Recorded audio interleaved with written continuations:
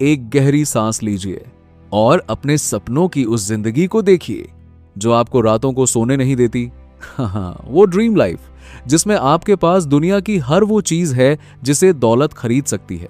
एक आलीशान महल जैसा घर जिसके दरवाजे पर दुनिया की सबसे महंगी गाड़ियां खड़ी हैं, हवाई अड्डे पर खड़ा वो निजी जहाज, वो प्राइवेट जेट जो सिर्फ आपके इशारे का इंतजार कर रहा है। लोग आपको देखकर रुक जाते हैं। आपके नाम के आगे वो चमकता हुआ शब्द जुड़ गया है, बिलियनियर। आप एक बिग शॉट हैं। आपको लगता है कि जिस दिन ये सब आपके कदमों में होगा, उस दिन आपके सीने में धड़कने वाला ये बेचैन दिल शांत हो जाएगा। उस दिन आपको वो सुकून मिलेगा जिसकी तलाश में आपने अपनी जवानी के सुनहरे साल जला दिए। लेकिन ठहरिए, जरा सोचिए, अगर मैं आपसे कहूं कि ये तस्वीर जो आप अपने दिमाग में बनाए बैठे हैं, ये अधूरी है। अगर मैं आपसे कहूं कि उस प्राइवेट जेट की नरम गद्दियों पर बैठकर जब आप बादलों के ऊपर उड़ रहे होंगे, तब भी आप उतने ही अकेले होंगे जितने आज अपनी छोटी सी कमरे में हैं। क्या दौलत वाकई हमें आजाद करती है, या ये सोने की वो जंजीर है जो हमें और भी बुरी तरह जकड़ लेती है? आज हम जिस शख्स की जिंदगी के पन्नों को पलटने जा रहे हैं, उन्होंने ये सब हासिल किया और हासिल करने के बाद ये महसूस किया कि शायद हम गलत चीजों के पीछे भाग रहे थे। आज की कहानी पॉल ओरफ्लिया की है, वो शख्स जिन्होंने किंकोस जैसी विशाल कंपनी खड़ी की। एक ऐसी कंपनी जिसे उन्होंने $1.5 बिलियन से ज्यादा में बेचा। लेकिन ये कहानी बैंक अकाउंट में जुड़े जीरो की नहीं है। ये कहानी है उस खालीपन की जो अरबों रुपए आने के बाद भी नहीं भरता। ये कहानी है उस बच्चे की जो स्कूल में फेल होता रहा लेकिन जिंदगी के इम्तिहान में टॉपर बन गया। ये सफर है एक दुकानदार से एक फिलोसफर बनने तक का। तो आइए मेरे साथ चलिए उस दुनिया में जहां पैसा तो बहुत है लेकिन सुकून की कीमत चुकानी पड़ती है। पॉल की शुरुआत किसी फिल्म के हीरो की तरह नहीं हुई थी। अक्सर हमें लगता है कि जो लोग अरबपति बनते हैं वो बचपन से ही जीनियस होते होंगे, उनका दिमाग कंप्यूटर की तरह चलता होगा। लेकिन पॉल की हकीकत कुछ और ही थी। वो स्कूल के उस कमरे में बैठे एक ऐसे बच्चे थे जिसे अक्षर नाचते हुए दिखाई देते थे। उन्हें डिसलेक्सिया था। उन्हें पढ़ने लिखने में बेहद तकलीफ होती थी। टीचर्स उन्हें मंदबुद्धि समझते थे। दूसरी कक्षा में वो फेल हो गए। तीसरी कक्षा में उन्हें वो सजा मिलती थी जिसे वो आज तक नहीं भूले। वो ब्लू पैडल, वो नीली लकड़ी जिससे उन्हें मारा जाता था क्योंकि वो बाकी बच्चों की तरह तेजी से सीख नहीं पाते थे। जरा तसव्वुर कीजिए उस 8 साल के बच्चे के दिल का हाल जो अपनी क्लास में बैठा है और खुद से ये सवाल पूछ रहा है कि मैं यहाँ क्यों हूँ, मैं बाकी बच्चों जैसा क्यों नहीं हूँ, क्या मैं सच में बेकार हूँ? जब पूरी दुनिया आपको ये एहसास दिलाने में लगी हो कि आप किसी काम के नहीं हैं, तो इंसान के अंदर 2 चीजें जन्म लेती हैं।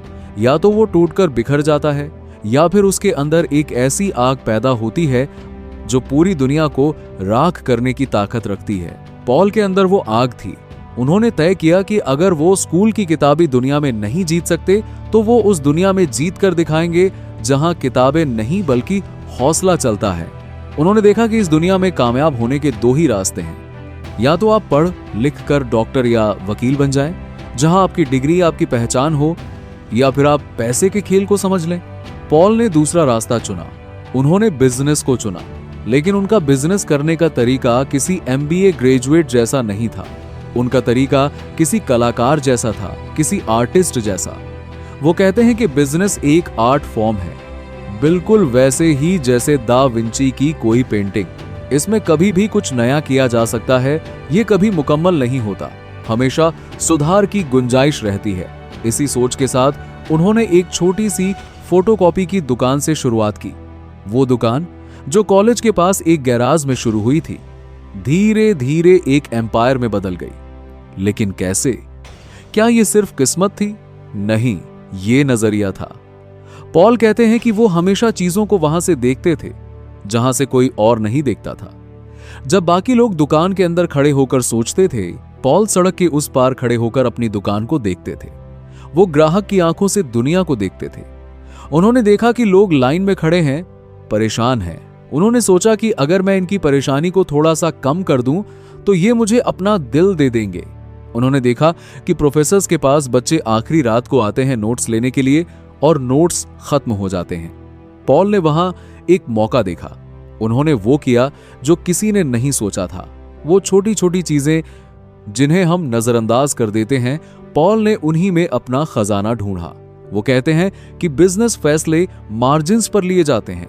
वो 1 रुपया जो सड़क पर गिरा होता है और कोई उसे उठाता नहीं। पॉल ने उन्हीं सिक्कों को जोड़कर अपना महल बनाया। उनका दिमाग हमेशा चलता रहता था।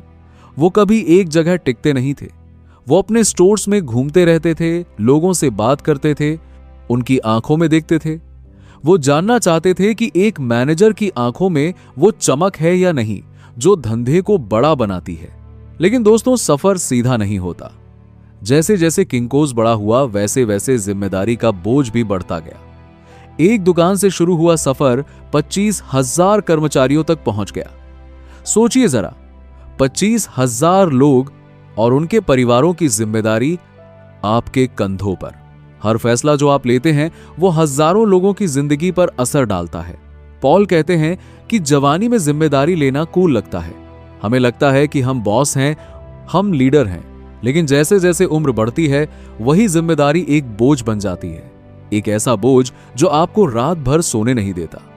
उन्हें हर वक्त ये डर लगा रहता था कि कहीं सब कुछ खत्म ना हो जाए, कहीं कोई कॉम्पिटिटर आकर उन्हें मिटा ना दे। ये डर, ये बेचैनी, यही वो इंजन था जिसने उन्हें लगातार दौड़ाए रखा।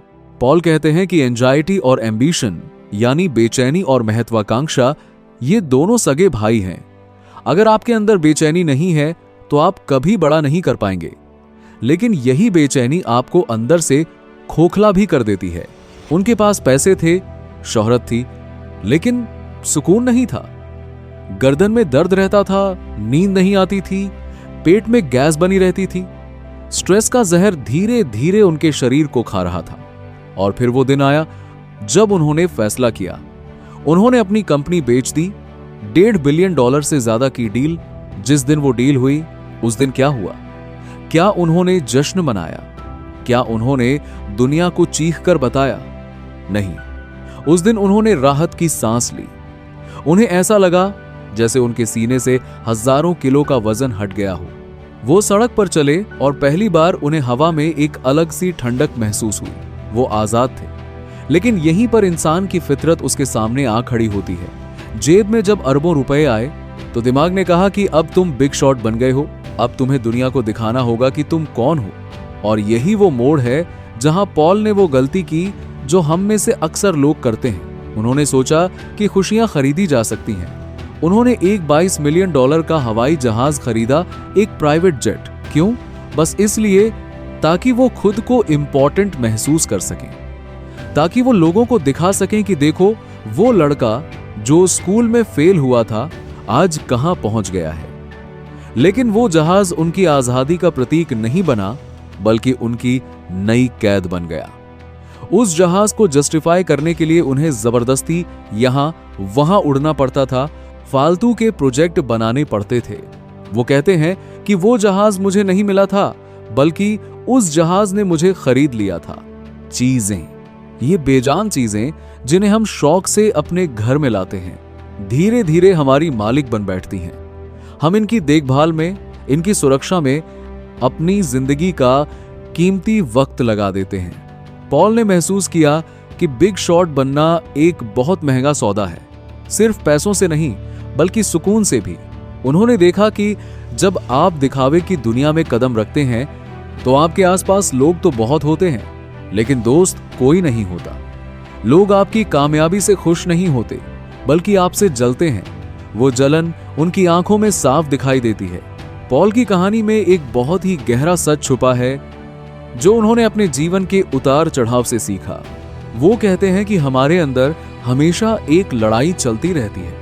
एक तरफ हमारा आज का व्यक्तित्व है जो समझदार है, बड़ा है, और दूसरी तरफ वो 13 साल का बच्चा है जो डरा हुआ है, जो इनसिक्योर है। चाहे आप कितने ही बड़े आदमी क्यों ना बन जाएं, वो 13 साल का बच्चा आपके अंदर चीखता रहता है। वो वैलिडेशन मांगता है। वो चाहता है कि लोग उसे प्यार करें, उसे एक्सेप्ट करें। पॉल के ज्यादातर फैसले, उस प्राइवेट जेट से लेकर उस टैंक तक जो उन्होंने अपने घर में रखा था, सब उसी 13 साल के बच्चे को खुश करने की कोशिश थे। लेकिन क्या पैसा उस बच्चे के जख्म भर सकता है? शायद नहीं। पॉल ने सीखा कि असली अमीरी वो नहीं है जो बैंक अकाउंट में दिखती है। असली अमीरी वो है जब आप सुबह उठें और आपके पास चिंता करने के लिए कुछ ना हो, जब आपका दिल हल्का हो, जब आपको किसी को इंप्रेस ना करना पड़े। उन्होंने अपनी कंपनी बेचने के बाद महसूस किया कि जिम्मेदारी और बोझ के बीच एक बहुत बारीक लकीर होती है। जब तक वो जिम्मेदारी है तब तक वो आपको जिंदा रखती है, लेकिन जब वही जिम्मेदारी बोझ बन जाती है तो वो आपको मारने लगती है। पॉल का नजरिया किस्मत के बारे में भी हमारे घमंड को तोड़ने के लिए काफी है। आजकल हम सुनते हैं सेल्फ मेड बिलियनियर, मैंने ये किया, मैंने वो किया। लेकिन पॉल कहते हैं कि ये सब बकवास है। हमारी जिंदगी में किस्मत का हाथ हमारी मेहनत से कहीं ज्यादा होता है। उन्होंने एक किस्सा सुनाया जो रोंगटे खड़े कर देने वाला है। एक बार वो किसी ऊंची बिल्डिंग की छत पर थे और वहां से कोक की कांच की बोतल नीचे फेंक रहे थे, बस ये देखने के लिए कि वो कैसे टूटती है। एक बचकानी हरकत। जैसे ही उन्होंने बोतल छोड़ी, ठीक उसी पल नीचे सड़क पर एक बुजुर्ग महिला वहां से गुजरी। अगर वो बोतल 1 सेकंड की देरी से गिरती या वो महिला 1 सेकंड पहले वहां पहुंचती तो शायद वो मर जाती। लेकिन ऐसा कुछ हुआ जिसने उस बोतल को रोका नहीं, बल्कि वक्त का एक ऐसा तालमेल बिठा दिया कि वो महिला बच गई। पॉल कहते हैं कि उस दिन मैंने महसूस किया कि कोई है जो हमारी डोर संभाले हुए है, कोई है जो हमारे हाथ रोक लेता है। इसे आप भगवान कहें, किस्मत कहें या कायनात का करिश्मा कहें, लेकिन ये मानना कि सब कुछ मैंने ही किया है, ये इंसान की सबसे बड़ी भूल है। हमारी कामयाबी में हजारों लोगों का हाथ होता है। वो सरकार जिसने सड़कें बनाई, वो टीचर जिन्होंने पढ़ाया, वो कर्मचारी जिन्होंने काम किया, और वो अनजानी ताकतें जिन्होंने हमें मुसीबतों से बचाया। तो अब सवाल ये उठता है कि आखिर जिंदगी का मकसद क्या है? इतना पैसा कमाने के बाद जब पॉल अपने जीवन की शाम में खड़े हैं तो वो क्या सोचते हैं? क्या उन्हें वो $22 मिलियन का जहाज याद आता है? क्या उन्हें वो डील याद आती है? नहीं, उन्हें याद आते हैं वो पल जो उन्होंने अपने बच्चों के साथ बिताए। वो कहते हैं कि सफलता की असली परिभाषा ये नहीं है कि दुनिया आपको क्या कहती है। सफलता ये है कि जब आपके बच्चे बड़े हो जाएं तो वो अपनी मर्जी से आपसे मिलने आना चाहें। जब वो त्योहारों पर घर आएं तो किसी मजबूरी में नहीं, बल्कि इसीलिए क्योंकि वो आपके साथ वक्त बिताना चाहते हैं। दुनिया उन्हें बिलियनियर फाउंडर कहती है, लोग उन्हें पॉल ओरफ्लिया के नाम से जानते हैं, लेकिन उनके लिए दुनिया का सबसे खूबसूरत शब्द वो है जब उनके बच्चे उन्हें डैड कहकर पुकारते हैं। ये वो कामयाबी है जो वॉल स्ट्रीट पर लिस्टेड नहीं होती, लेकिन इसकी वैल्यू किसी भी स्टॉक से ज्यादा है। उन्होंने अपनी दौलत का बड़ा हिस्सा दान कर दिया। उन्होंने स्कूलों में बच्चों की मदद की। उन्होंने समझा कि पैसा एक नदी की तरह है, अगर इसे रोक लोगे तो ये सड़ने लगेगा। इसे बहने दो, इसे वहां जाने दो जहां इसकी जरूरत है। आज की ये कहानी हमें एक आईने के सामने खड़ा करती है। हम सब अपनी अपनी जिंदगी में किसी ना किसी दौड़ में भाग रहे हैं। हमें लगता है कि खुशी उस अगले प्रमोशन में है, उस नई गाड़ी में है या उस बड़े घर में है। लेकिन पॉल की जिंदगी हमें साफ बता रही है, रुको, थोड़ा सांस लो। अपने आप से पूछो कि क्या तुम जिस चीज के पीछे भाग रहे हो वो तुम्हें सुकून देगी या तुम्हारी बेचैनी को और बढ़ा देगी? क्या तुम चीजों के मालिक बन रहे हो या चीजें तुम्हारी मालिक बन रही हैं? जिंदगी दशकों में जी जाती है। पॉल कहते हैं कि अपनी 20s में सब कुछ ट्राई करो, गलतियां करो। अपनी 30s में वो करो जो तुम सबसे बेहतर कर सकते हो। अपनी 40s में उस हुनर से पैसा कमाओ और अपनी 40s में थोड़ा रुक जाओ, एंजॉय करो। लोगों की परवाह करना छोड़ दो, क्योंकि जब आप 60 के हो जाते हो तो आपको एहसास होता है कि लोग तो आपके बारे में सोच ही नहीं रहे थे। हम बेवजह ही लोगों की राय का बोझ लेकर घूमते रहते हैं। दोस्तों, अंत में सिर्फ यही मायने रखता है कि आपने अपनी रात कितने सुकून से गुजारी और आपने कितने लोगों के चेहरों पर मुस्कुराहट लाई। पैसा जरूरी है, लेकिन ये जिंदगी का मकसद नहीं है। ये सिर्फ एक टूल है, एक औजार है। इसे इस्तेमाल करो, लेकिन इसके गुलाम मत बनो।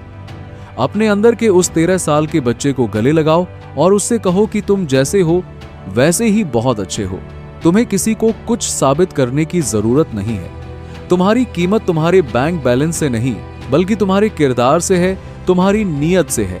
आज रात जब आप अपने बिस्तर पर जाएं तो एक पल के लिए सोचिए, अगर कल सुबह आपके पास दुनिया का सारा पैसा आ जाए लेकिन आपके पास बात करने के लिए कोई अपना ना हो, तो क्या आप उस पैसे को चुनेंगे या फिर आप वो साधारण जिंदगी चुनेंगे जहां जेब थोड़ी हल्की हो सकती है लेकिन दिल भरा हुआ है? फैसला आपका है, क्योंकि जिंदगी आपकी है।